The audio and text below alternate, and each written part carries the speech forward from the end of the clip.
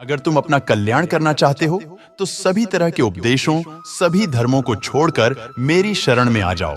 मैं तुम्हें मुक्ति प्रदान करूंगा।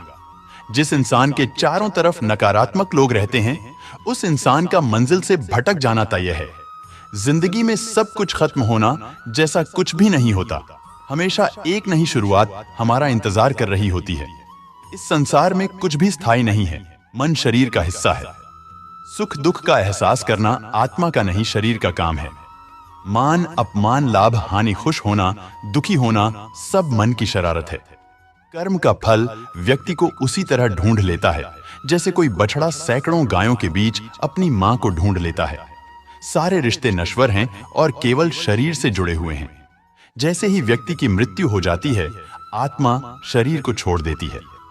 आत्मा का शरीर से जुड़े रिश्तों से कोई नाता नहीं रह जाता है। मन शरीर का हिस्सा है। सुख दुख का एहसास करना आत्मा का नहीं, शरीर का काम है। मान अपमान, लाभ हानि, खुश होना, दुखी होना सब मन की शरारत है। क्रोध इंसान का सबसे बड़ा शत्रु होता है। क्रोध आने पर इंसान की सोचने समझने की शक्ति खत्म हो जाती है। उस व्यक्ति के पतन में ज्यादा समय नहीं लगता। व्यक्ति कर्म करने से कभी छुटकारा नहीं पा सकता है। इसलिए तुम्हें हमेशा कर्म करते रहना चाहिए, क्योंकि कर्म के बिना तुम्हारे शरीर का निर्वाह भी नहीं हो सकता है। शांति से भी दुखों का अंत हो जाता है और शांत चित्त मनुष्य की बुद्धि शीघ्र ही स्थिर होकर परमात्मा से युक्त हो जाती है।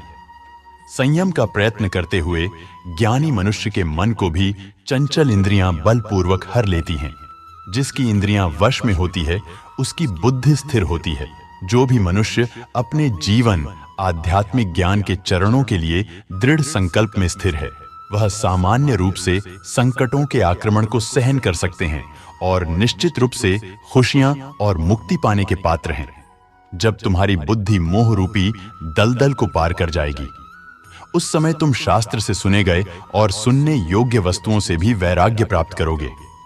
केवल कर्म करना ही मनुष्य के वश में है, कर्म फल नहीं।